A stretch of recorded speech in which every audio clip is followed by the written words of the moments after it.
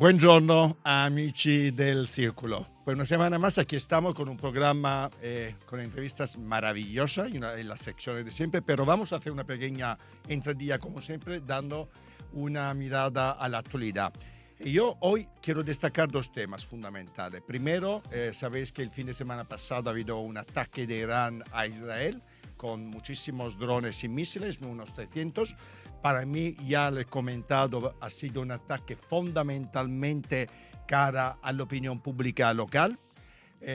No creo en ningún caso que Irán realmente quería hacer daño, entre comillas, y mucho menos asesinar a personas en Israel. Esto se ha visto claramente. También se ha visto claramente cómo la defensa de Israel, ayudada por la de Reino Unido y especialmente la americana, han prácticamente abatido el 99% de los misiles y los drones que se han lanzado.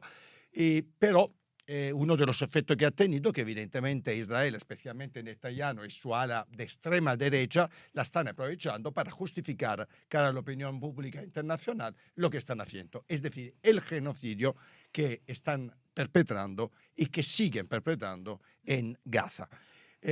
Además de esta noticia, que no nos sorprende porque llevamos más de 6 meses de este ataque brutal de Israel a Gaza, quiero destacar también lo que ha pasado en la campaña electoral, ya prácticamente que se está acabando en el País Vasco. Sabéis que este domingo se vota. Y Manuel Pradales, el candidato del PNV, ha subido un ataque con gas. Un ataque que para mí tiene una cosa, la única cosa positiva que yo quiero destacar de este ataque de un energúmeno, un joven energúmeno además, es el hecho que todas las fuerzas políticas, todos los líderes políticos, por fin han respondido de forma inmediata y automática al ataque, condenándolo de una forma, yo diría, realmente ejemplar. Por fin, porque con la crispación que tenemos en este momento en este país, me puede esperar de todo, pero en este caso sí que ha habido una respuesta absolutamente contundente de todos los partidos. Por lo tanto, bien, un aplauso. Esto debería ser siempre así, porque el juego democrático es esto. No se puede conseguir ni un voto atacando a un adversario, y muchísimo menos con la violencia como ha sido en este caso. Y por otro lado, ya habéis visto algunos de vosotros los debates electorales. Yo creo que están siendo unos debates muy buenos en las diferentes televisiones donde están metiendo, y yo me espero que sean unas elecciones bastante decisivas y vamos a ver lo que va a pasar. Pero ahora nos concentramos en los amigos que hoy nos visitan. Y quiero empezar inmediatamente con mi amiga, puedo decirlo, Carla Antonelli, que conozco desde hace muchísimos años y que acaba de estrenar esta maravilla de libro, que es La mujer volcán. Ya el nombre lo dice todo. Y la primera pregunta, ¿por qué te decides ahora a hacer esta biografía? Que, por cierto, has hecho con Marcos dos Santos, que me gustaría que presentaras también quién es Marcos dos Santos. Bueno, muy buenas a todos mis niños. Tú lo dices en italiano, buongiorno, yo lo digo en canario. Efectivamente. ¿Por qué ahora? Porque propio a los 64 años como que ya tocaba. 64 años. 65 ya, en julio, sí. Madre mía, qué joven. La procesión va por dentro. Estás estupenda, querida. Entonces, bueno, era una cuestión de tiempo. Había gente que dice, no, pero si todavía te queda tiempo. Dijo, deja, que la vida, los sustos vienen de pronto y tú no tampoco los controlas ni los esperas. También, evidentemente, porque nada es casualidad, también hay otra serie de circunstancias, nada es una sola cosa. Y después de 2-3 años que hemos vivido y estamos viviendo un momento absolutamente oscuro de señalamiento, estigmatización hacia las personas trans, yo creo que era también necesario contar nuestras propias historias para saber de dónde venimos, pero también que sirvan para saber hacia dónde tenemos que ir. Además, una memoria lo que tiene es que tienes que recordar cosas y he verbalizado muchas cuestiones pero que ni mis amigos más íntimos han escuchado nunca. Es impresionante. El libro de Carla es maravilloso porque, bueno, sabéis perfectamente que a mí la gente valiente me encanta y de todos los ámbitos. El libro es realmente un relato de tu vida. Efectivamente, como tú dices, muchos amigos no conocían muchos aspectos del libro, y que es un desnudo total, interior, íntimo de tu vida, en el cual hablas de todo. evidentemente la etapa actual, de la que hablaremos evidentemente, pero hablas desde tu etapa pasando por la prostitución, por supuesto todo lo que has pasado en tu casa, que me parece de lo más bonito del libro. Además, luego me hablarás un poco de tu mamá, Ajá. que me ha emocionado mucho. Hablas de la prostitución, hablas de la transición, Hablo de la hablas del infancia, activismo, hablas hablo de la del infancia, franquismo, hablas hablo de todo. de mi primera relación sexual, que a vista de hoy puede resultar incómoda en el sentido de que, claro, una niña de 14 años no contempla ni piensa en esas cosas, sino a vista de hoy te das cuenta que estuviste con un depredador sexual, ¿no? Porque alguien de 40 y tantos años con una persona de 13 años y pico para 14, lógicamente, ¿no? Pero como decimos en el libro, al final aprendimos a reptar e hicimos lo que pudimos, ¿no? Lo saben los lagartos, lo saben el mal país. Con respecto a Marcos es que le conocí desde hace bastante tiempo, un poco más cercano, allá por el año 2020, y había escrito ya un libro de relatos cortos que se llamaba Cuadernos del Subtrópico Norte, y a mí me gustó mucho cómo escribía. Entonces nos fundimos los dos, hay más de 25 horas de grabación, de audio, Se nota. en el puerto de la Cruz, y luego todo esto se produce un gran borrón, un gran borrador, y luego ya entramos ahí a cuatro manos. De pronto me empecé a acordar de cosas, incluso de nombres que no recordaba, fueron floreciendo todo, pero se fueron añadiendo muchas cosas que me iba recordando luego, porque por muy buena memoria que tengas, no la tienes toda. Yo te puedo decir que 2 días antes de entregarlos estaban añadiendo cosas. Por ejemplo, en mi bajada al infierno del mundo de las drogas, era una cosa que estaba terminando de rematar la propia noche del Día de Reyes, porque lo teníamos que entregar 2 días después a la editorial. Vamos por etapas, ¿te parece? Vale. Porque me gusta mucho, porque el libro de verdad es un recorrido de tu vida, además desde los infiernos al paraíso, desde el paraíso al purgatorio, es decir, todo lo que tú has vivido, además lo vives y lo comentas, y esto es el trabajo también de Marcos, que lo habéis hecho muy bien. Se nota el dolor, se nota la felicidad, se nota todos los sentimientos que tú has vivido. Háblame de tu niñez, porque yo creo que a pesar de haber vivido cosas muy, muy duras, creo que lo que tú has vivido puede ayudar a muchísima gente. ¿Cómo ha sido esta entrada? Tú has dicho que empezaste tu vida sexual, te estrenaste con un acosador, con un depredador sexual. ¿Qué te acuerdas de esos momentos? Piensa una cosa, Eupropio. Yo vengo de una España, yo nací en 1959 y yo vengo de una España donde no había información, donde lo que había era la desinformación de la dictadura franquista, ¿no? Entonces, por lo tanto, no había ningún espejo ni ningún tipo de referente, absolutamente de nada. Tú te sabes distinta, tú te sabes diferente, tú no encajas en lo que se presupone ya que son los niños y sí más en lo que son las niñas, pero evidentemente no tienes ninguna información de nada de la que se pueda tener hoy en día, de procesos de transición ni de nada por el estilo. Lo que sí hay, digamos, una cuestión, digamos, popular es el mariquita del pueblo, el que está señalado, el que está estigmatizado, incluso de aquellos que se casaron porque había que cubrir y tapar las cosas, incluso que me enteré posteriormente. Pero yo tampoco me veía reflejada en eso. No es hasta en un viaje que hago a Santa Cruz de Tenerife, que luego estuve estudiando arte dramático allí, donde descubro que existen personas trans. Entonces me quedo un poco alucinando en colores y al mismo tiempo se me abre un horizonte de luz de lo que yo soy, de lo que cuál es, digamos, mi propia meta, mi propio futuro, y donde yo ya encuentro más conformidad conmigo misma. Es decir, inmediatamente con este viaje descubres que lo que quieres ser es mujer. Que me siento identificada la primera vez que veo a una persona trans, que le veo pechos, entonces pregunto que cómo es eso. Entonces ahí es donde se me abre el horizonte de posibilidades, porque supuestamente en la cultura popular yo era gay, pero yo no me sentía identificada con eso.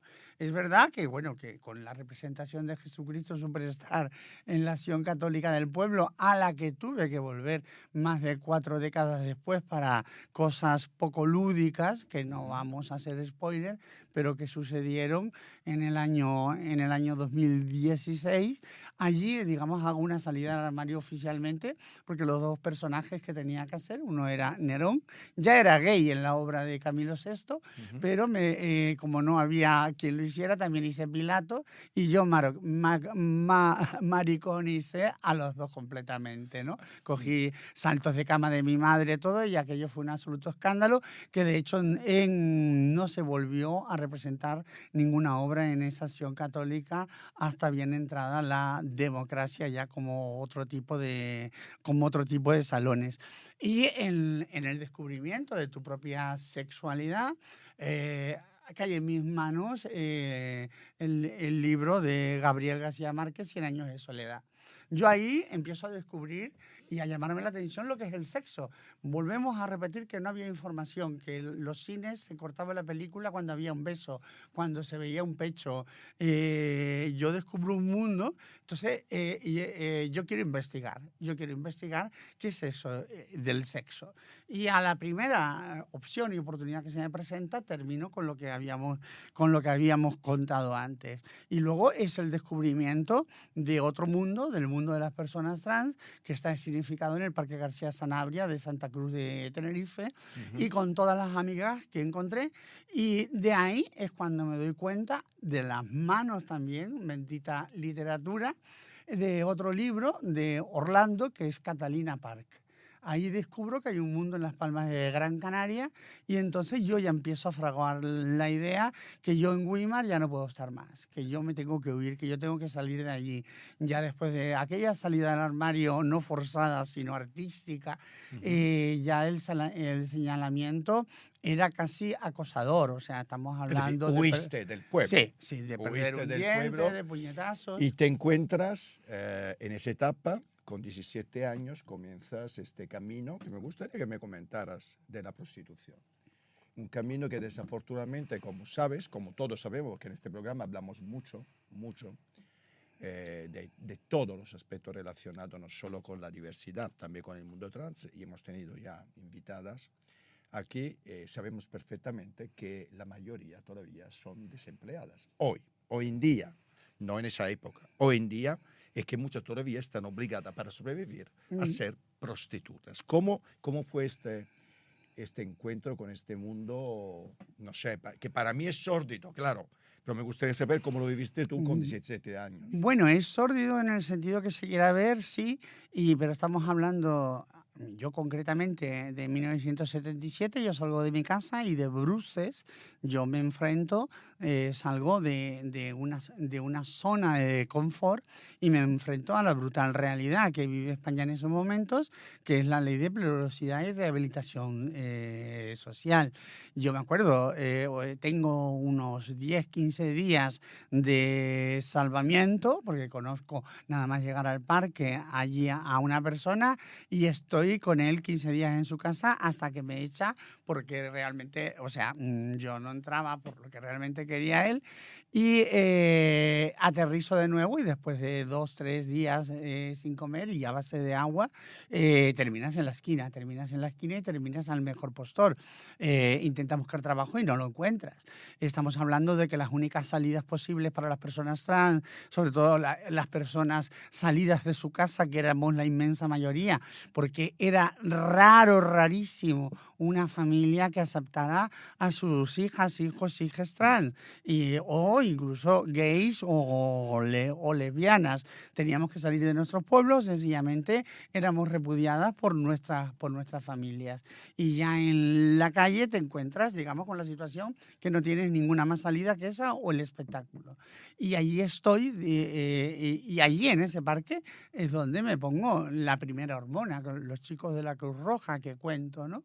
Pero allí también es cuando vivo las redadas policiales, allí es donde se produce también las primeras elecciones democráticas de España, en junio del 77, allí es donde recibimos la democracia hostia limpia, de ya estaréis contentos maricones, ya tenéis democracia, allí termino en la comisaría de la calle Ripoche y amanezco en un charco de sangre después de un policía secreta al reconocerme, decirme aquí te quería yo ver, maricón, barricón y me revienta la cara contra la pared y de allí a la cárcel, ¿no? Entonces me hablan de la aplicación de la ley de privacidad social y doy un portazo de los juzgados, luego afortunadamente aquello quedó. Y huyo y busco refugio en una sala de fiestas que se llamaba el Britannia y digamos allí comienzo otra singladura. Pero desde ahí el punto de rebeldía de la no aceptación de lo que se supone y presupone que era la vida para las personas trans y de ver tantas personas de 30 y tantos años. Rechazas esta condena a hacer la calle para sobrevivir. Perdón, no te he entendido. Es decir, que en realidad tú en ese momento, que prácticamente tuviste que prostituirte para sobrevivir, decides luchar para que esto no sea el único destino. Sí, no, pero no tanto el destino como la prostitución o comercio sexual, sino el destino ineludible que nos marcaba la vida, el destino ineludible de que podíamos caer presas al libre albedrío de las fuerzas del orden, al libre albedrío de que si nos querían aplicar la ley de peligrosidad social que podía ser hasta 6 años de cárcel, donde había un campo de concentración en Fuerteventura que se llamaba Tefía, que de hecho se ha hecho una serie de televisión en Canarias que se llama Las Noches de Tefía. Yo me rebelo hacia todo eso, a lo que parecía que era el propio destino, ¿no? Y ahí es donde, trabajando ya en el Britannia, van a hacer un reportaje, un periódico de allí, y entonces, bueno, el periódico hay que leer el reportaje de enfermos, hormonados, exhibicionistas, pero yo estaba con la perra de las elecciones que se habían producido y yo no paraba de decirle al periodista que había que votar por el Partido Socialista, Y entonces al final era un pie de foto que decía Carla Travesti politizado. Dice que hay que votar por el Partido Socialista. ¿Cómo ha sido este paso que ha durado? ¿Cuánto este menage con el Partido Socialista ha durado cuánto? ¿25 años? 25 años como militante, desde simpatizante militante, pero cuéntame un poquito cómo ha sido este recorrido que, por otro lado, te ha llevado a ser la primera parlamentaria española, ¿no? Trans. Pero piensa, sí, pero lo que te quiero decir es que piensa que desde el 77 son más de 40 años mostrando simpatía por el Partido Socialista. En el Partido Socialista entro, digamos, de una forma más oficiosa en el año 1996-97. Okay. Que es cuando se crea el Grupo Federal LGTBI, y entro tras de asistir a una reunión con la que era eurodiputada Carmen Cerdeira, fallecida ya y muy, muy buena amiga, que la menciono varias veces en el libro. Por cierto, su hija me escribió el otro día para darme las gracias. Digo, por las gracias de que tu madre tenía que estar aquí forzosamente, sobre todo en algunos momentos que actuó realmente con fundamento.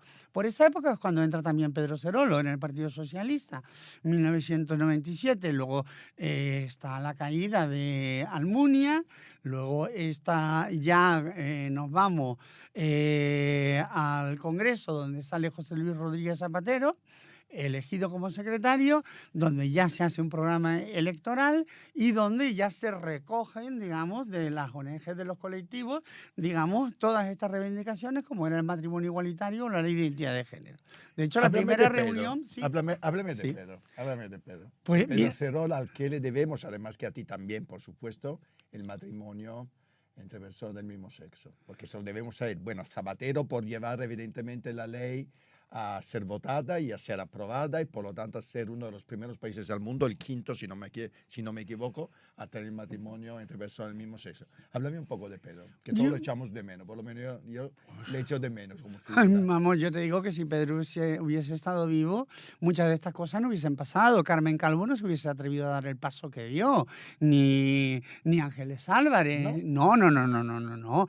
Esto hubiese habido una frenada en seco desde el minuto 1. Digamos, hubo un envalentonamiento porque no hubo oposición fuerte. Yo, al fin y al cabo, yo era una diputada más, pero yo no tenía la fuerza ni, digamos, la capacidad de paralizar las cosas que tenía Pedro Cerolo, que tenía una voz pública muchísimo más potente y, digamos, unos cargos institucionales dentro del partido mucho más importantes, como secretario de Movimientos Sociales y, de hecho, estar en la propia ejecutiva nacional del Partido Socialista. Yo no estaba en nada de esto. Y las palabras que decía era Pedro Serolo, iba a misa y se respetaba. Estas se fueron nutriendo, se fueron envalentonando hasta que llegaron hasta donde llegaron, que un discurso que estaba exterior, digamos, lo interiorizaron en forma de un argumentario y lo enviaron a todas las agrupaciones de España. Aquella noche fue cuando empezó, digamos, realmente mi sufrimiento, el 9 de junio del año 2020, aniversario de la muerte de Pedro Serolo. Fueron 2 años somatizando eso. Fueron 2 años donde prevalecía el interés superior, que era la ley integral trans. Claro, pero cuéntame un poquito cómo pasó, porque te tengo que reconocer, yo he seguido evidentemente ese tema, conozco muchísimo a Carmen Calvo, además supongo que esta fue la razón por la que te fuiste del partido, entiendo, ¿no? Sí, no. Claro, Hay un octubre del año 2022 donde después de todos los avances, después de toda la visibilización, después de todos los de la lucha y los desgarramientos, de mis batallas también personales públicas con Carmen Calvo, donde parecía que todos se habían causado, el Consejo de Ministros había firmado, la ley había entrado en el Congreso, llega ese octubre y donde parece que se empieza a abrir una especie de agujero negro.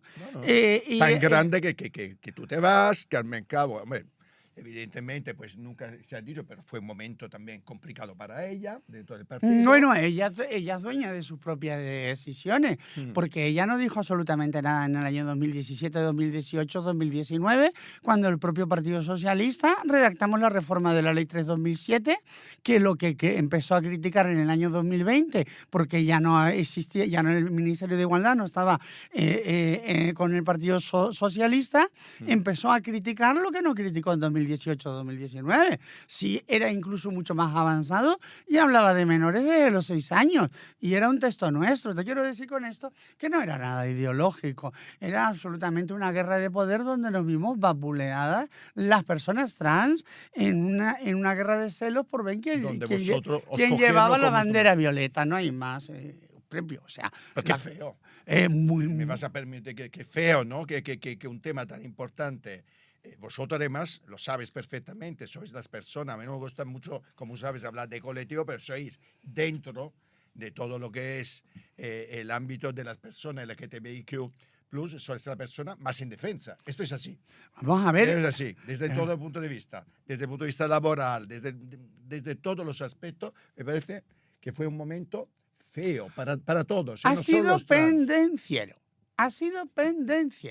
Porque una guerra entre 2 ministerios, donde, y te vuelvo a repetir, que no hay ningún tipo de hemeroteca, donde ninguna de estas personas que se posicionaron en contra luego estén afirmando esto, nada en contra de la autodeterminación de género, nada en contra de la despatologización. Cuando en la Comunidad de Madrid, el propio Partido Socialista, y yo fui la ponente, llevamos una ley integral trans que hablaba de la despatologización y autodeterminación. Yo reto siempre a que alguien me traiga cualquier parte de la hemeroteca donde Carmen Calvo esté opuesta a todas estas cosas. Y una pregunta, ¿el Partido Socialista hizo algo para retenerte o no?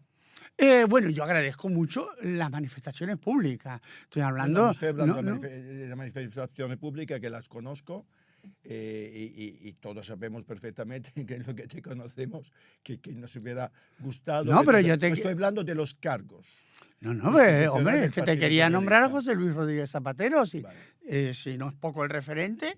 No, pero estoy hablando de cuando te fuiste. No. Retener cuando te fuiste los cargos de ese momento. Yo presenté a las 11 de la mañana de aquel día mi baja en el Partido Socialista. Yo escribí un comunicado el día anterior y llevaba por título "En mi nombre no". Yo hice todo lo que pude hacer. O sea, yo venía de una huelga de hambre del año 2006 también por una ley trans, que luego, y contra mi propio presidente en ese momento, José Luis Rodríguez Zapatero, que él reconoció en el World Pride Mundial que hubiese sido mucho más necesaria sacar primero la ley de identidad de género, incluso que el matrimonio igualitario, porque era algo que afectaba mucho más en el día a día. Entonces, después de esos 2 años, después de esos enfrentamientos, después de llamadas por teléfono, después de tantísimas cosas, no llegó ese día. No, sencillamente yo recibí a las 6 de la tarde la confirmación que me había dado de baja, ya era una cuestión irreversible absolutamente, pero yo doy las gracias públicamente a quien me las dio públicamente, como fue José Luis Rodríguez Zapatero, públicamente no una, sino varias veces, que le gustaría que me quedara, como fue el presidente del gobierno de Canarias en ese momento, Ángel Víctor Torres. Pero fueron numerosísimos los mensajes. Pero te voy a decir una cosa, propio. Todas las personas que yo he visto, el 98%, lo otro es que no interesa. De las personas que yo he visto luego posteriormente, cuando he vuelto a ser diputada y ahora senadora, el que me he reencontrado ha sido un gran abrazo y cuánto me alegro por ti, Carla. Y esto es lo más importante. Cuánto me alegro por ti de una forma sincera. ¿Y Más Madrid qué tal? Más Madrid, o sea, yo no hay palabras para contar, digamos, el cariño con el que se me ha acogido, cómo se me trata, y luego la oportunidad inconmensurable de todo el trabajo que se puede estar haciendo, como ahora mismo en el Senado, un grupo pequeño que cada senador llevamos 5 portavocías, o sea, con un trabajo inmenso, pero brutal, de intervenir absolutamente en todos los plenos, cosa que la Asamblea de Madrid, como diputada, a lo mejor intervienes una vez al mes y a lo mejor tienes una portavocía. Vamos, que estás currando bastante. Pero cuidando, Oye, echando... ¿Y cuál ha sido, ahora, recorriendo de nuevo tus memorias maravillosas, cuál ha sido el momento más bonito de tu vida? Ha habido muchos momentos. Yo puedo recordar el momento del Teatro Romano de Mérida, del último día, el anfiteatro completamente lleno, la obra más vista de la historia del festival, con Paco León. Hombre, indudablemente el 13 de julio el 13 de julio de este año pasado, que cumplo años, el mismo día del cumpleaños se vota en la Asamblea que soy designada senadora por Más Madrid, allí está mi sobrina. El momento en que mi madre, postrada en cama, ya casi no ve, casi no oye, y me dice, cuando le digo quién soy, me dice Carlota. Poder, yo también en paz, porque yo tenía un temor terrible, se lo decía a mi hermana, digo, si con la medicación y todo esto llego y me formo un escándalo, ¿te imaginas? Digo, yo no podría vivir con eso, mi hermana se reía, pero era muy serio, pero afortunadamente yo sabía que mi madre me reconocía y que era yo, porque me había una frase clave y me decía, ¿estás ahorrando? ¿Estás ahorrando? ¿Cómo se llamaba tu mamá? Doña Tomasa. Doña Tomasa. Doña Tomasa. ¿Qué le dijiste tú a tu mamá cuando te preguntó si estabas ahorrando? Sí, mamá, sí. ¿Continúas en el trabajo? Estoy forrada. Continúa, pero ¿de cuánto es el contrato? Yo, mamá, son 4 años. Son 4 años de contrato. ¿Tu papá? Mi papá murió al poco irme yo de mi casa, a los 2 años, en el año 79.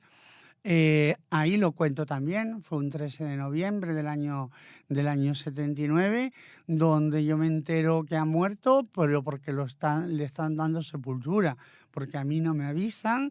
Y no te avisan. No me avisan, y hay un recordatorio muchísimo. Fue de las historias que más me atravesaron a lo largo de mi vida, un recordatorio que todavía tengo en casa, hijo ausente, ¿no? Que yo digo, ¿ausente de qué? ¿Ausente de quién? ¿Ausente de familia? Y fíjate, yo soy una persona resiliente a tope, reconvierto sistemáticamente, si no, no estaría aquí, querido, no estaría hablando, si no hubiese reconvertido tantas historias. No tenemos ninguna duda que si no hubieras sido resiliente no estarías aquí. Pero esa encontré la vía, esa encontré el camino, y fue cerca a 40 años después, donde en el entierro de mi madre sí que fui, por supuesto, y donde al final se produce una catarsis y se encuentra el espacio y el tiempo 1979 con año 2016, y entonces yo respiro tranquila, ¿no? Como el día que mi hermana sorpresivamente en uno de mis viajes clandestinos, porque yo no pisé Weimar hasta 32 años después, que me hicieron un reconocimiento. ¿Nunca volviste? No, andar por las calles de Weimar no, yo iba a ver a mi madre, entraba por un garaje. En oculto. ¿Sí? Que nadie te viera en el pueblo. Clandestina. Y un día mi hermana para delante del cementerio y me dice, ven. Y entonces me lleva por todo ese pasillo y me deja enfrente a la tumba de mi padre. Ahí empezó un poquito la catarsis Pues de te la... emocionas. Hombre, claro, es que si no me emociono no sería, no tendría sentimientos, no habría, no. Mucha gente dice que si este libro no va a visibilizar las vulnerabilidades, la imagen, dice que tienes una imagen de mujer fuerte. Digo, es que tenemos diferentes conceptos de lo que es la fortaleza. La fortaleza para mí no es ser impenetrable, la fortaleza para mí no es que nada te atraviese, ni sientas, ni padezcas. La fortaleza es caerte como todo el mundo, pero la fortaleza es poderte volver a levantar y volver a reconstruirte. Y luego, Que nadie te derrumba. como decía Carlota O'Hara, mañana será otro día y amanece, Oye, ves Carla, el sol. ¿qué es el amor para ti?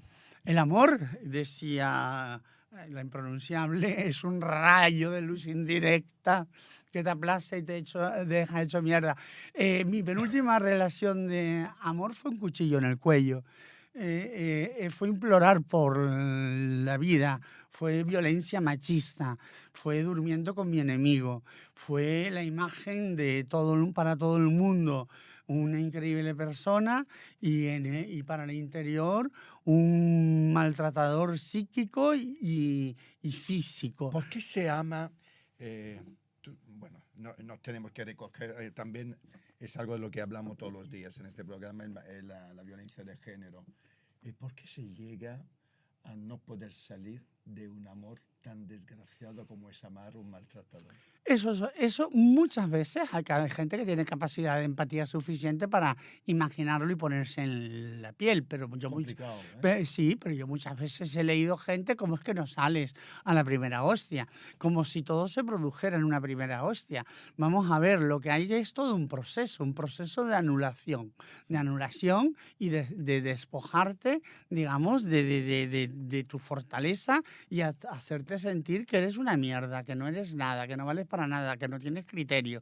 Y cuando todo ese proceso, incluso de aislamiento de tus propios amigos, se han producido, es cuando ya vienen también los maltratos físicos. Luego es cuando escuchas las frases, ves lo que me obligaste a hacer. Luego vienen los llantos, luego vienen los perdones, luego vienen los ramos de flores.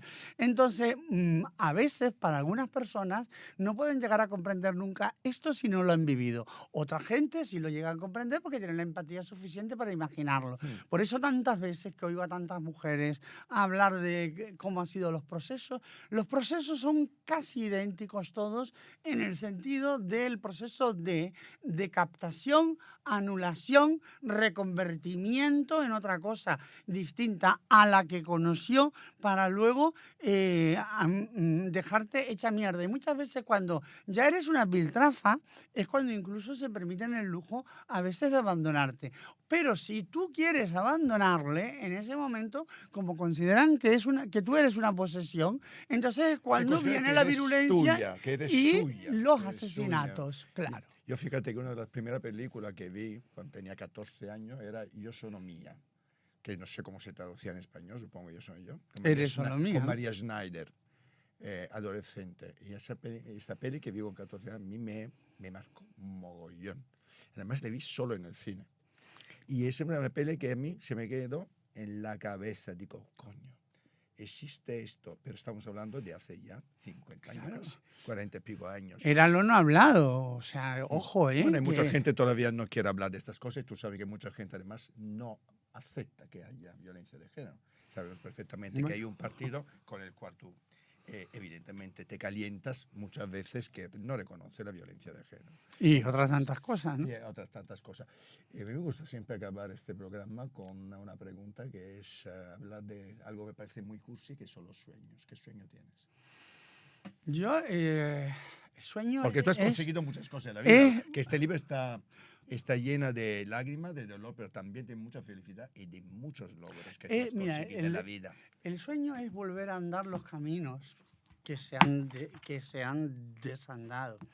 El sueño es de todo aquello que hemos dejado atrás en estos 3 años, porque no nos lo dudemos, que la campaña de desinformación ha sido brutal en las televisiones públicas, donde se han visto titulares de Oye, que has metido transexuales últimamente. bajo Además, quiero sospecha. que me cuentes un poquito antes de hablarme de tus sueños, que nos hemos pasado de tiempo, pero no me importa. Ya nos apañamos. Tú has criticado de forma además dura y muy contundente a Sonsoles Sones y a Ana Rosa Quintana. Sí. Venga, Cuéntame, cuéntame. cuéntame. No encuentro la página. Vamos a ver, lo que no puede ser es que tú hagas un desfile de militares, posibles defraudadores de una ley porque la quieren tumbar abajo. Bueno, posibles. Uno, bueno, bien, vamos a ponerlo. más bien muy defraudadores. Uno a uno, ni sacar los casos absolutamente hiperbólicos de que si una persona trans mata, asesina, viola, está en la cárcel. ¿Dónde están el resto de los ejemplos? Las personas trans, adolescentes que están estudiando en instituto con sus familias, porque no llevas una madre que quiere a su hijo, porque no llevas a una persona que está trabajando en una empresa, ¿por qué no llevas a toda esa gente y das una idea plural de lo que es el colectivo? Ahora, cuando tú sí... Bueno, probablemente porque no hace audiencia, ¿no? Bueno, pues cuando tú solamente Digo yo, no sé, hay que preguntárselo. Si solo lo a llevas ellas. sistemáticamente, lo que crea una sombra de la sospecha, sobre todo un conjunto de personas que nos criminaliza de forma absoluta, tanto es así que de pronto un día veo en la televisión, digamos, un debate donde hay un cartel de fondo, una pantalla tan grande como esta cristalera, que dice transexuales bajo sospecha. Ahí es cuando a mí la sangre me hirvió. ¿Nos imaginamos en este país un titular que diga gitanos bajo sospecha? Vamos, hay una demanda. O maricones bajo sospecha. O maricones bajo sospecha, o gays bajo sospecha. O negros bajo sospecha. O negros, verdad que no, pero se produjo. ¿Y se produjo esto de la noche a la mañana? No, ha habido una evolución. Es impensable que esto se hubiese producido hace 3 años, pero ha sido cada día un poquito una vuelta de tuerca. El otro día mismo vi otro programa de una presentadora de televisión con un señor que no era no sé qué, discutiéndole a una persona que no era una mujer, que era un hombre, que no sé cuánto, y una presentadora que ha tomado como bandera que el máximo orgullo de ella es soy mujer. O sea, soy mujer en detrimento de que yo creo que tú no lo eres. Es que me parece tan lamentable haber llegado aquí. Entonces, claro que he levantado mi voz contra todo esto porque se está creando una imagen absolutamente tendenciosa sobre el conjunto de todas las personas trans de este país. Y todo por querer tumbar una ley. A lo que yo digo, si cualquier ley de este país que se hubiese cometido fraude de ley hubiese que derogarla, no habría ni una sola ley en pie. De entrada estaría prohibido el matrimonio entre españoles, españolas y extranjeros, porque hay gente que se casa por la nacionalidad. De entrada, con una sola denuncia falsa de violencia de género, o 2 o 3 de las 20.000 que hay reales, también estarían derogadas absolutamente todas las leyes. Por lo tanto, lo que se tiene es que la Fiscalía actuar de oficio y perseguir a quien hace fraude y además de forma tasativa y visible. Porque de estos militares de Ceuta o Melilla, uno claramente ha dicho, no, si yo me he cambiado de sexo para ver a mi hijo, porque como hombre no puedo. Madre mía. O sea, tú estás publicando que tú estás haciendo un uso fraudulento de una ley por unos intereses distintos a lo que esa ley Totalmente. Sí, está pero no se puede vigente. criminalizar un colectivo para eso ni ponerle en duda. Pues Carla, ha sido un placer. Yo me quedaría aquí todo el día, pero ya mira cómo me están mirando. Vamos, que Allora. me van a tirar de todo, Muchas gracias. Allora, Rafaela. Allora, Un beso, Rafaela, donde estés. Y gracias. Nati, cariño.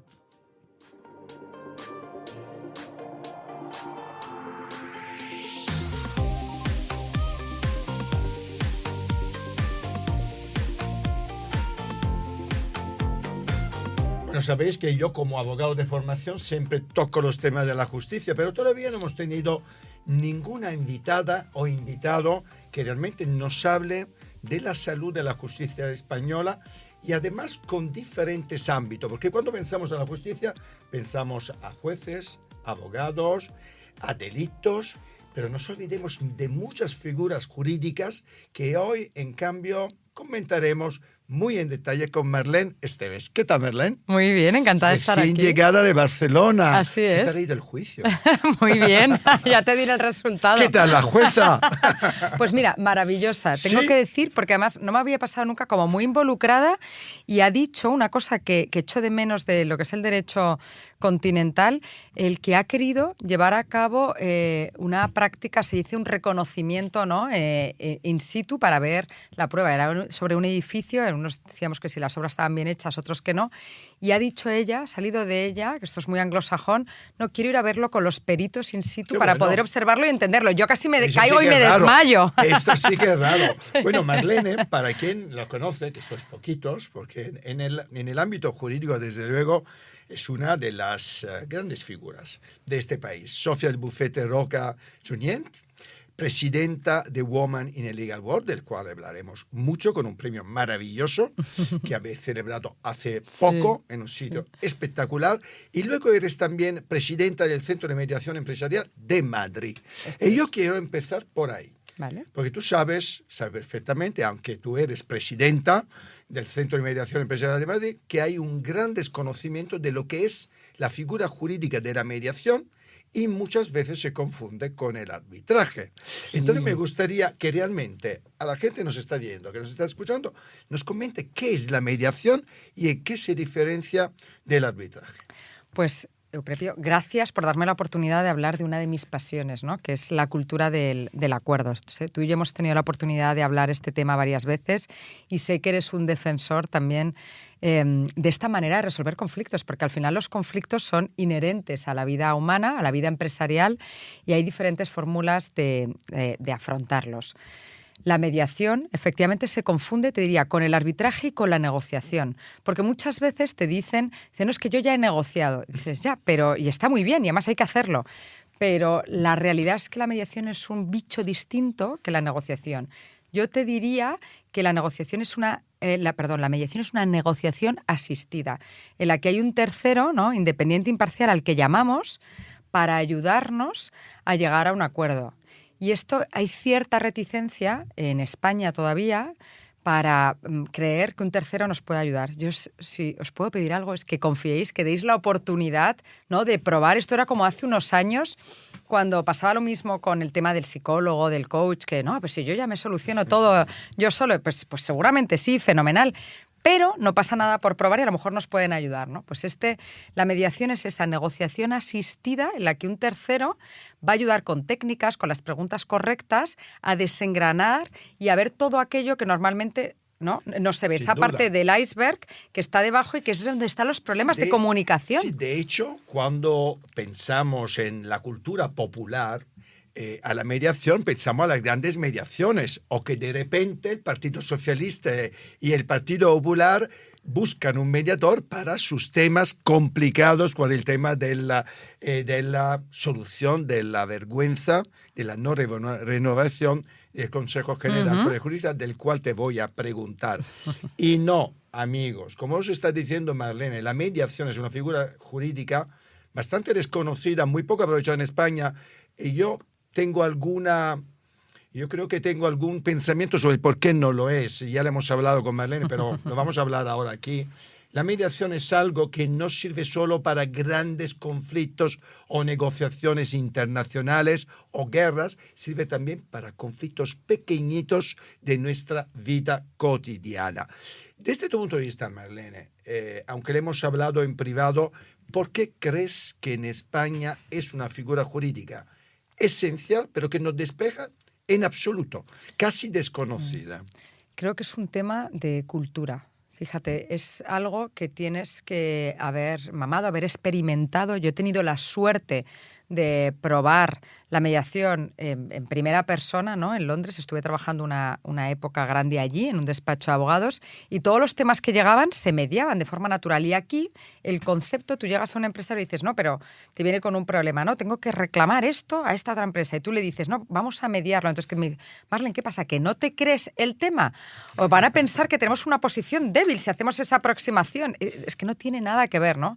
Hay todavía una desinformación O a este respecto, ¿qué es lo que tenemos que tratar de cubrir con programas como este? Por eso de ahí el agradecimiento, y para dar mucha cultura a los jueces, a los abogados, pero también a la ciudadanía en general, a los empresarios, a los ciudadanos que nos estén escuchando, porque se puede mediar, como tú decías, desde las cosas más grandes a las cosas más pequeñitas. Sin duda. Y ahí ganamos todo. Y la diferencia con el arbitraje, que antes es que el arbitraje es en el entorno privado lo mismo que un juez en el entorno público. Es decir, es un tercero que decide. Está muy bien.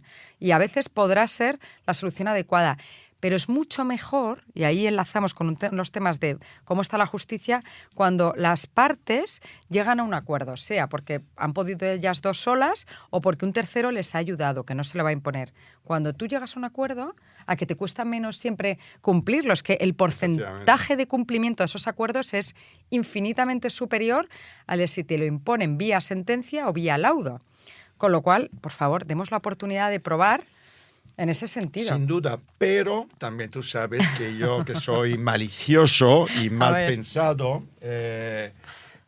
lo hemos comentado, yo personalmente creo que también es una figura jurídica que tampoco los profesionales del derecho empujan muy poquito, porque yo personalmente creo que ganan poco dinero y por lo tanto, como no se gana dinero, evidentemente no lo usan. Sí, te doy la razón. Te doy la razón. Vamos a poner, a poner cada cosa, vamos ¿no? a poner su nombre, todas las esto que está sobre la mesa. De la mesa. Entonces, no hay un incentivo económico para los profesionales muchas veces de primera línea que están los litigadores, ¿no? Claro. ¿Y por qué?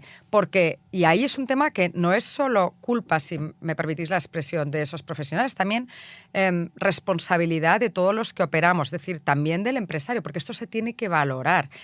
Tenemos que conseguir poner en valor esta función que hace un buen abogado, en el que en cada momento te da la solución más adecuada para el problema que tienes sobre la mesa.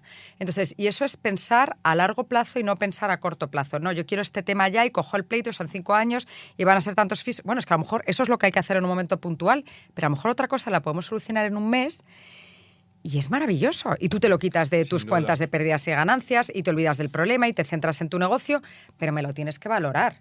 Y para eso necesitamos muy buenos profesionales, muy preparados, pero también empresarios dispuestos a valorar estos servicios. Porque ¿tú qué prefieres? ¿Que te solucione el problema en un mes o en 10 años?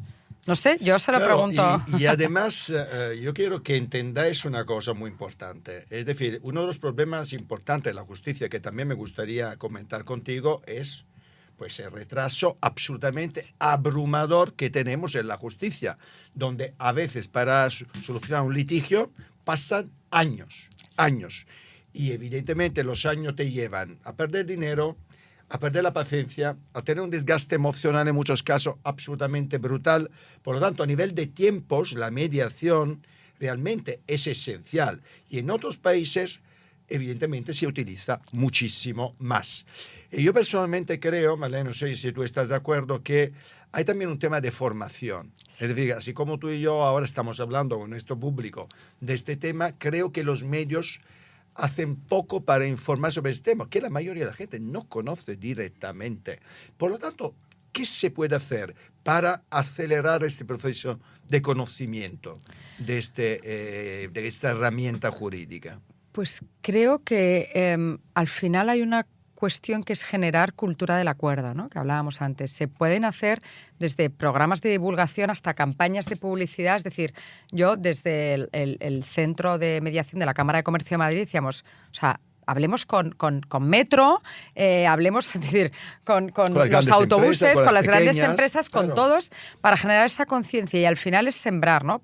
Pues en programas, en libros, ¿no? Pues estamos escribiendo un libro que se llama De la cultura del litigio a la cultura del acuerdo, que saldrá pronto al público, con grandes personalidades de todos los ámbitos, además, todos los ámbitos, de la sociedad, empresarial, jurídico y político, polos que normalmente son antagónicos, pero que en cuestiones tan importantes como estas se ponen de acuerdo. Tenemos la suerte de contar con Euprepio también, pero con grandes personalidades de nuestra sociedad civil española, bueno, y algunos extranjeros.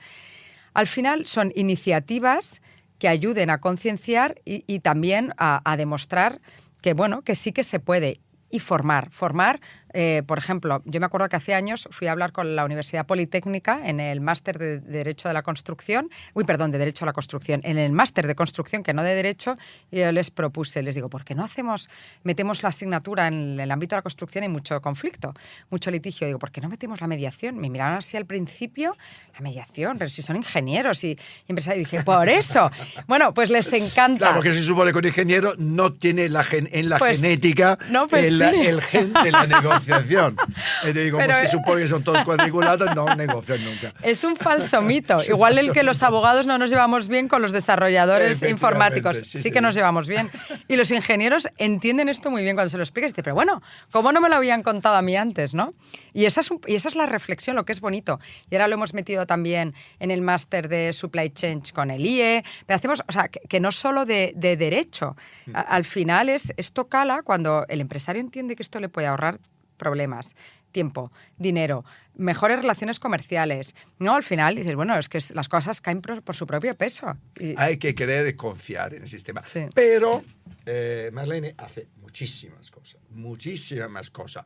Es presidente, entre otras cosas, de Women in a Legal World. ¿Qué es y por qué nace esta iniciativa? Que yo he estado en los premios, tengo que reconocerte, de los premios, de la entrega de premios más bonita que he visto. No te lo digo para hacerte la pelota.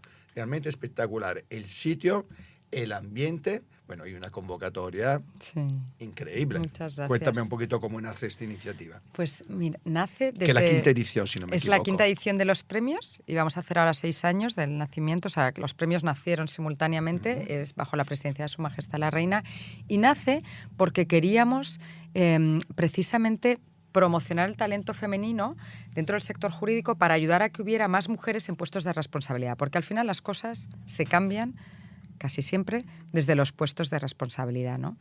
Y con esa vocación, pues quise juntar a personas relevantes del ámbito de la educación, del ámbito político, del ámbito del sector privado, tanto otras socias de despacho como también personas in-house, del ámbito de la comunicación especializadas en el sector jurídico, para conectarlas y para hacer una cosa que con carácter general los hombres hacéis muy bien, que es el networking, ¿no? Entonces, esto yo había tenido la suerte de vivirlo muy de cerca con mi padre y ver lo bien que los hombres hacíais networking. Y dice, bueno, pero nosotras, ¿por qué no hacemos esto, no? Pero si es que hay mujeres maravillosas. Si es fácil. Bueno, no sé si es fácil o no es fácil, pero cuando al final es como todo, ¿no? La práctica hacia el maestro. Y había tenido la suerte de conocer a muchas de estas mujeres maravillosas y dije, las quiero juntar. Y las quise juntar por el gusto, ¿no?, de que se pudieran conocer. Y no te voy a engañar, no tenía la idea de crear lo que a día de hoy es Women in a Legal World, que esto lo hemos creado entre muchas. No es un proyecto mío solo personal. De mí nació, si quieres, esa semilla, esa idea, pero luego pues, se ha ido desarrollando gracias al trabajo de muchas mujeres y la verdad es que vuela solo. Y los premios es quizá, que tú mencionabas, el acto pues, más simbólico de nuestra asociación, porque es donde premiamos, queremos reconocer el valor de todas esas mujeres que han abierto camino a lo largo de la historia, pero que afortunadamente están vivas, porque todo esto es muy reciente, se ha avanzado mucho en los últimos 40 años, y queríamos reconocer esa labor de todas esas mujeres rompedoras de grandes techos, pero al mismo tiempo de las mujeres que a día de hoy también están cambiando las cosas, ¿no? Y que sirvan de inspiración, de espejo en el que mirarse a las nuevas generaciones. Y ese es el objetivo, que haya demostrar que sí que las hay, que están ahí, que es posible, ¿no?, que cuando se quiere se puede, se llega, inspirar esa sana ambición en todas las jóvenes, porque ellas son el futuro, si no de nada habrá servido todo esto. Además que este año premiada, es decir, la mujer del año ha sido Carmen Calvo, Eso que es. ha sido invitada en este, Es verdad, es verdad. programa hace pocas semanas. verdad. Y ahora abrimos una ventana un poco a uno de los momentos más críticos para mí de la justicia de este país. Me gustaría que opinaras en relación a esto. Desde luego, la justicia en España no pasa por un buen momento. Sí, estoy de Llevamos acuerdo. un Consejo General del Poder Judicial sin renovar desde hace más de 5 años, una vergüenza para mí a nivel internacional, no solo acusas de lofer constante, en un pim pum pam entre partidos de gobiernos y partidos a la oposición, es decir, cada uno cuando le conviene habla del lofer del otro. ¿La justicia es o no es imparcial? ¿Es o no es el Poder Judicial independiente en este país? Mira, no sé si lo es o no lo es. Lo que sé es que lo que tengo clarísimo es que debiera serlo, ¿no? Entonces, hay muchas cosas que tenemos que tener todos muy claras. Y una de ellas es el respeto máximo y absoluto a nuestra norma suprema, que es la Constitución. Y esa norma, lo que uno de los, y esto tampoco se lo inventa la Constitución, ¿no? Son unos principios que dimanan del siglo XVII, lo que establece clarísimamente para que un Estado democrático de derecho pueda funcionar tiene que haber una independencia de poderes, el poder ejecutivo, el legislativo y el judicial. Y ni el legislativo ni el ejecutivo se pueden meter con el judicial ni viceversa. Entonces, esa es la premisa básica sobre la que se puede estructurar todo lo demás. Y cuando esa premisa, eso es una democracia. Entonces, en cuanto tú rompes uno de los canales, pues hay riesgos de que se desmorone todo. Entonces, por eso hay cosas en las que todos tenemos que ser muy serios y no puede haber lugar a la mínima duda respecto a cuestiones como revisar resoluciones judiciales por parte de órganos de gobierno. Esto no es procedente. Entonces, en cuanto a la práctica, yo como litigadora, ¿no? que soy, pues es como todo en la vida. O sea, te encuentras con buenísimos profesionales y pues con otros profesionales, pues a lo mejor no tan buenos, pero que en la experiencia personal del día a día creo que tenemos una justicia que sí que podemos decir que es independiente, unos profesionales valientes y dedicados, con carácter general, de los que creo que podemos estar orgullosos. Eso no quita para que haya problemas que son estructurales. Tú mencionabas algunos, que es el retraso. Muchas veces una justicia tardía es una justicia inexistente. Pero no te diré, el retraso se habla mucho en los medios, pero hay otros problemas, Euprepio, como que no se hablan tanto y a mí me tiene muy preocupada, que es cuando tú ya consigues esa sentencia, ¿no? Esa resolución judicial, el problema que tiene España es la ejecución. Es, bueno, he tardado 5 años en conseguir esta sentencia, ¿no? Datos del Consejo General del Poder Judicial, de media los procedimientos. Pero ¿qué pasa luego? Si esa sentencia no se ejecuta o bien porque se cumple voluntariamente o bien porque se ejecuta a los tribunales, se queda estancado ese derecho, ahí realmente no se está cumpliendo con el fin final. Y ahí tenemos un problema estructural muy grande. Ya hay un informe, creo que es de Sigma 2, que se hizo con el Consejo General de Procuradores, que viene a demostrar cómo España está a la cola de los países de la Unión Europea, creo que solo por detrás creo que es Grecia y Lituania, así, en cuanto a ejecución. Entonces, esto es muy grave. Hay una cantidad de dinero consignado en las cuentas de consignaciones al que no se le está dando salida, que es abrumador. Y ahí la mediación, yo siento, vuelvo a mi libro, sí. Puede hacer una función muy buena. Sin duda. Entonces, y esas cuestiones, ¿no? Creo que son claves. Y mencionabas también el tema del Consejo General del Poder Judicial. Estamos llegando a un problema casi de desertización, ¿no?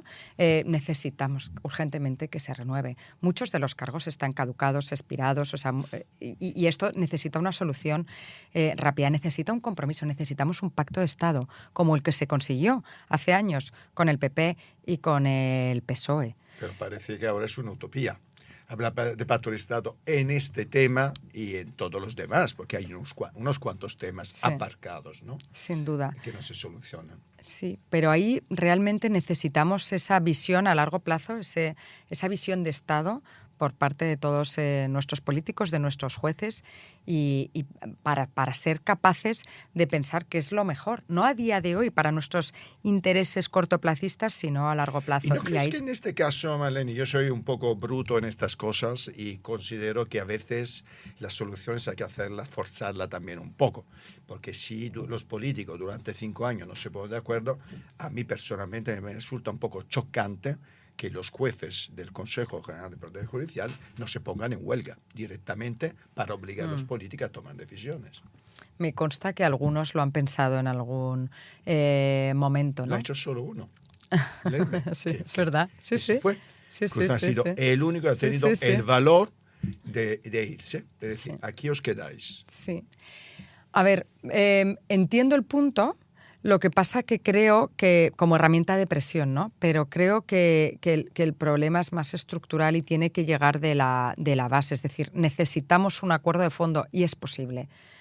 es posible, simplemente Sin tiene que haber ninguna voluntad. duda. Ha sucedido otras veces. A propósito de mediación. Claro. Claro que sí. Entonces, lo que tiene que haber es pues esa mirada, ¿no? Más a largo. Y se hizo hasta en ese momento tan complicado como fue la Constitución de la que hablábamos Sin duda. hace un rato. Entonces, Bueno, pero esto es un chantaje que los partidos principales yo creo que se están haciendo entre ellos.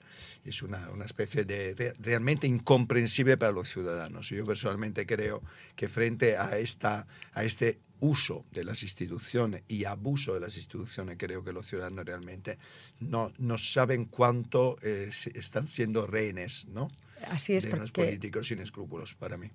Y además, el valor tan importante que tienen las instituciones y que no se lo podemos quitar. Sin ninguna duda. Y eso es importantísimo, que creo que la ciudadanía sea consciente del valor que tiene el que haya instituciones independientes y que hay instituciones muy buenas en este país y que se le tiene que dar el valor institucional, ¿no? Por eso uno de los premios, de hecho, de Women in a Legal World, que es el último que incluimos, es el de Justicia Sostenible. Sí. Porque es muy independiente, o sea, muy importante que haya instituciones independientes en ese sentido que aboguen por el ODS 16 y que tengan claro los principios de transparencia, de independencia, etcétera. No puedo más que decirte que estoy de acuerdo. Ojalá, y valga la redundancia, se pongan de acuerdo pronto, nos den esa alegría y lo hagan como lo han hecho otras veces. Si no, nos vamos a enfadar. Vale, para acabar la entrevista, yo acabo siempre preguntando a mis invitados un sueño. Ay, qué bonito. Un sueño. Te diría, pues me imagino que como todos, tengo muchos, pero me encantaría que conseguir que hubiera no solo mentes brillantes, como dije el otro día, sino muchos más corazones valientes en este país. Corazones valientes con miradas desinteresadas a largo plazo. ¡Qué maravilla! Sí, ese es mi sueño. Pues me encanta. Y con este deseo maravilloso, con este sueño, que más un deseo, yo creo, muy realizable, de Marlene, os saludo. Espero que Marlene os ha aclarado muy bien lo que es la mediación y lo importante que sería para todos nosotros que se use muchísimo más. Un beso. Gracias, Marlene. Gracias, de verdad.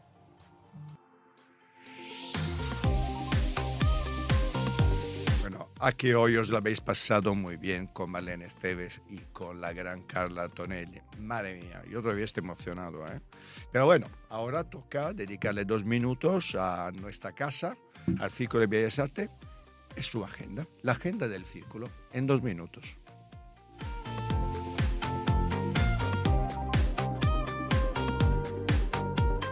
Pues sí, vamos allá, Euprepio, una semana más con la agenda del Círculo de Bellas Artes y empezamos por el lunes 22 de abril, el próximo lunes a las 9:30 se va a celebrar aquí en la Sala Valle Inclán el primer foro del ciclo Futuro Senior. Ya os hemos hablado en nuestra sección de diversidad alguna semana sobre este foro y hoy lo hacemos desde aquí, desde la agenda del Círculo, porque es el próximo lunes y nos gustaría que todos los que estéis interesados os podáis acercar. Os lo recordamos, ¿por qué? Porque es un foro que organiza Padulan Partners junto al Círculo de Bellas Artes, que impulsa la empresa Merck junto a la fundación del Banco Sabadell y que pone el foco en el talento senior en este primer foro. Durante el resto de foros del año pondremos el foco también en los más jóvenes, pondremos el foco en los equipos intergeneracionales, la importancia de generar estos equipos en las empresas, pero en este primero, como os digo, nos focalizaremos en los más mayores y en la problemática que estas personas tienen en el ámbito social y en el ámbito laboral. De hecho, el título es Talento Senior, la nueva mayoría de un futuro que ya está aquí. Vamos a contar con los mayores expertos, algunos de los mayores expertos de nuestro país y también a nivel internacional en este tema, y personalidades como la periodista Rosa María Calaf o el parlamentario europeo José Manuel García Margallo. Será el secretario de Estado de Trabajo quien se encargue de hacer la apertura de este acto y la ministra de Inclusión, Seguridad Social y Migraciones quien lo cierre. En la web del Círculo de Bellas Artes podéis encontrar toda la información, el programa e inscribiros, que como os digo, el plazo sigue abierto, pero se va a cerrar pronto, así que no os quedéis sin vuestra entrada. El martes, el día siguiente, el martes 23, hasta el jueves 25 de abril, se va a producir aquí en el Círculo de Bellas Artes la lectura continuada del Quijote, un año más. En este caso es la 28ª lectura que realiza el Círculo de esta obra, la gran obra de referencia de la literatura española. Y este texto de Miguel de Cervantes cobra vida gracias a esta lectura de nuevo cada año y además nos ayuda a reflexionar sobre muchas cuestiones como, por ejemplo, la condición humana o otras que siguen de actualidad todavía pese a los años que tiene ya ese texto. Aquí, en España y en todo el mundo, donde el texto, como sabéis, además es referente y es muy conocido. Para participar en la lectura continuada del Quijote, porque todos vosotros podéis participar, os podéis inscribir. Lo podéis hacer de manera presencial y también lo podéis hacer de forma telemática si estáis fuera de Madrid. Visitad la web del Círculo y allí veréis cómo inscribiros.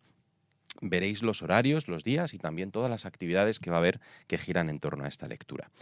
Y el domingo, para acabar la semana, el domingo 28 de abril a las 7 de la tarde, se va a producir aquí el recital de Benjamin Allard dentro del ciclo Círculo de Cámara. Un plan fantástico para el domingo con una obra maravillosa y complejísima de Johann Sebastian Bach. Colaboran en este acto la Embajada de Francia y el Instituto Francés en España. En este caso las entradas están a la venta, también por supuesto en la web del Círculo, así que no os perdáis nada la próxima semana.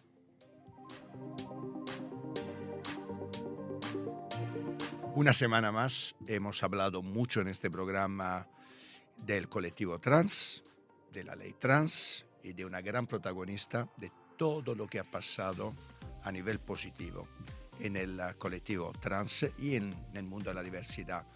Pero seguimos porque hoy en el Círculo en Mil Colores, Miguel Ángel San Juan nos hablará también de eso y muchas más cosas.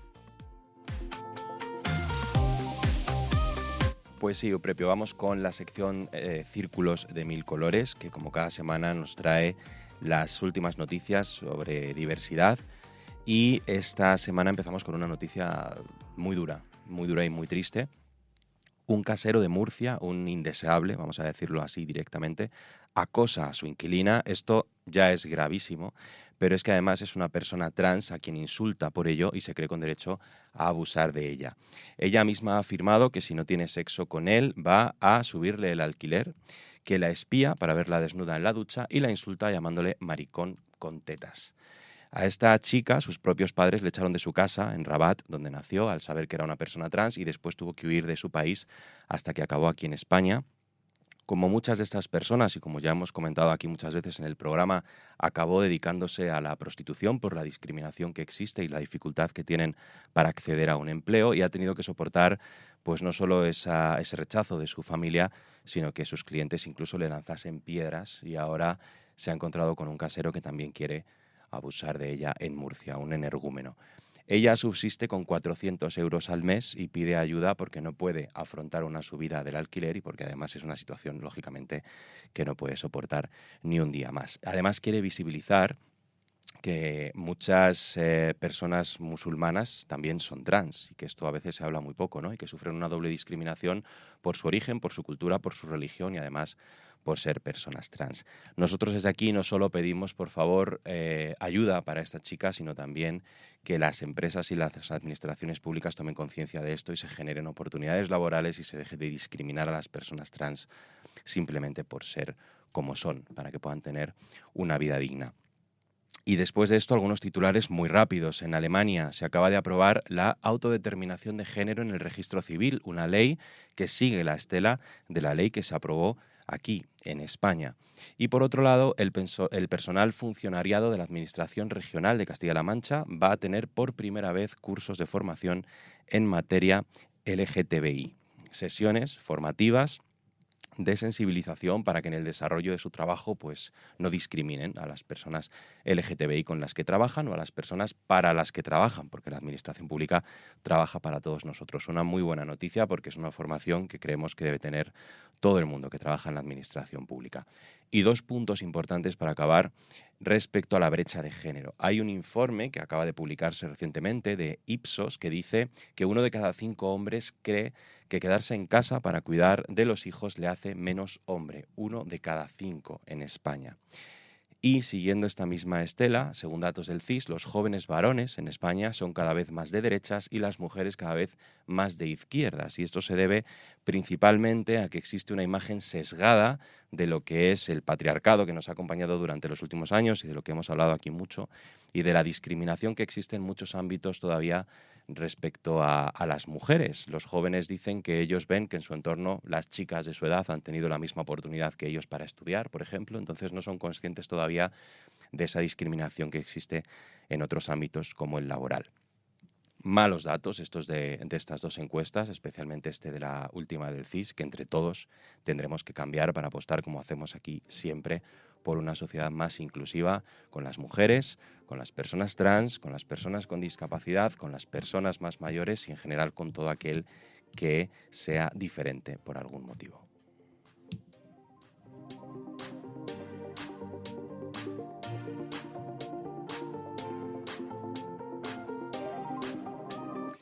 Pues una semana más hemos acabado este programa muy emocionante. Hoy realmente la entrevista con Carla Antonelli me ha emocionado, una entrevista llena de corazón, llena de vida, llena de sentimiento, llena de dolor, pero llena de tanta resiliencia. No os olvidéis que el libro La mujer volcán tiene que estar en vuestra mesilla de noche, de día, y tiene que acompañar, porque es un libro importante, muy importante.